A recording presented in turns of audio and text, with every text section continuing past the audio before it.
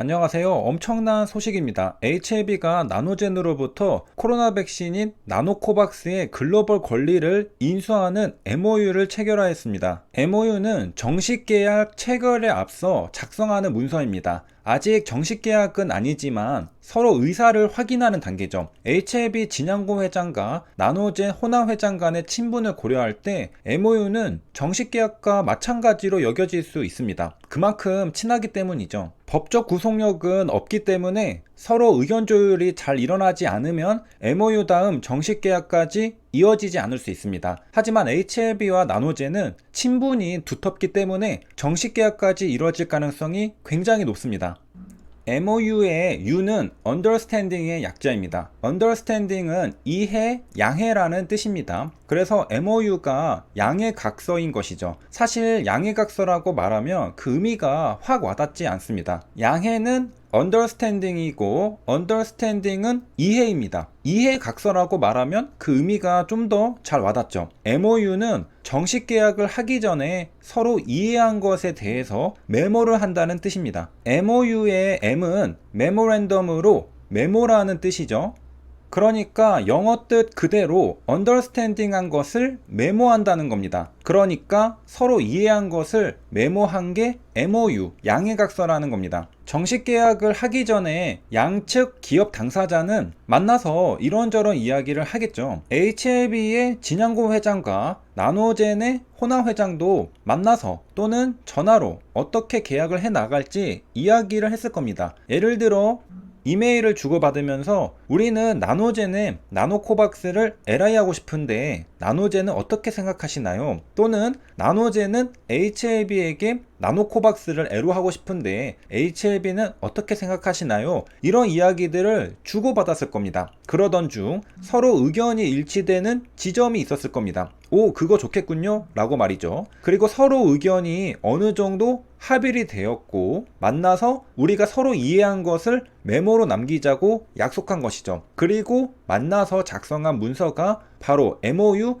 양해각서인 것입니다. 정식 계약을 맺기 전에 서로 간의 이해관계를 확실히 하기 위해 정리한 문서입니다. 곧장 정식 계약을 체결하는 게 아니라 중간 과정으로 MOU를 먼저 체결하는 것이죠. 그리고 디테일한 부분을 수정하고 보완해서 완벽하게 정리하면 정식 계약을 체결하겠죠.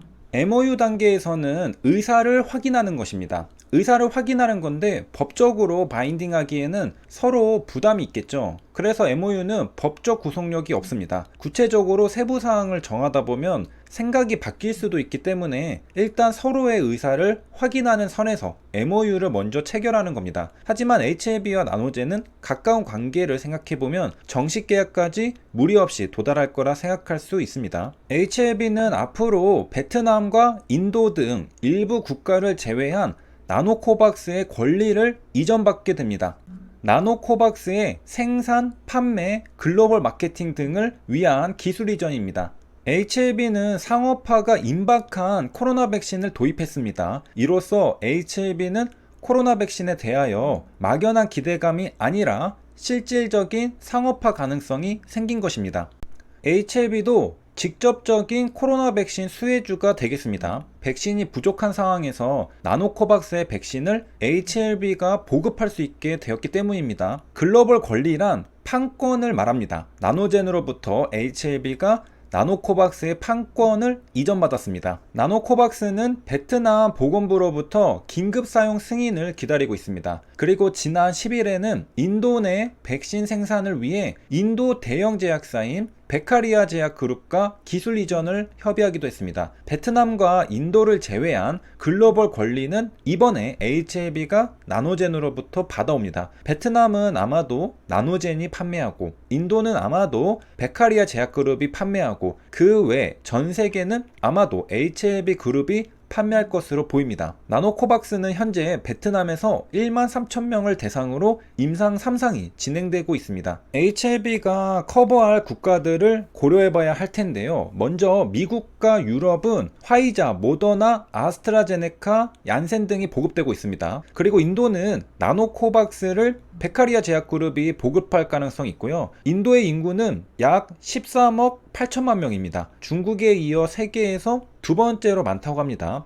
인도 시장이 제외되어서 아쉽긴 하죠. 미국은 화이자와 모더나 등 미국 기업을 밀어줄 테니까 정말 나노코박스가 압도적으로 효능과 부작용이 뛰어나지 않는 한 미국 시장을 비집고 들어가기 힘들어 보입니다. 물론 절대 안 된다는 보장도 또 없죠. 인도는 나노코박스가 보급이 되겠지만 HLB가 판권을 인수한 국가는 아닙니다. 그렇다면 미국과 인도 등을 제외한 국가들이 HLB가 커버할 국가들일 텐데요. 먼저 중국이 가능한지는 한번 따져봐야 할 것 같고요. 남은 국가들의 인구수를 한번 따져보면 될 것 같습니다. 차트를 보겠습니다. HLB가 나노젠의 나노코박스의 글로벌 권리를 인수했다는 소식에 장대 양봉이 나왔습니다. 종가 15.38%로 마감을 했습니다. 거래량도 약 1700만 주 터졌습니다. 그러면서 넥스트 사이언스와는 바톤 터치를 하는 모습입니다. 넥사는 그동안 나노젠의 나노코박스 호재로 주가가 상승했는데요. 이번에 HLB로 바톤을 넘기면서 주가가 하락한 모습입니다. 종가가 마이너스 14.79%입니다. HLB 차트를 보면 캔들이 121선과 만나고 121선 위에서 머물고 있었던 걸 확인할 수 있습니다. 그리고 121선 위에서 주가가 버티니까 결국 호재와 함께 장대 양봉이 나온 것을 확인할 수 있습니다. 현재 주가를 보면 216 사태가 벌어졌던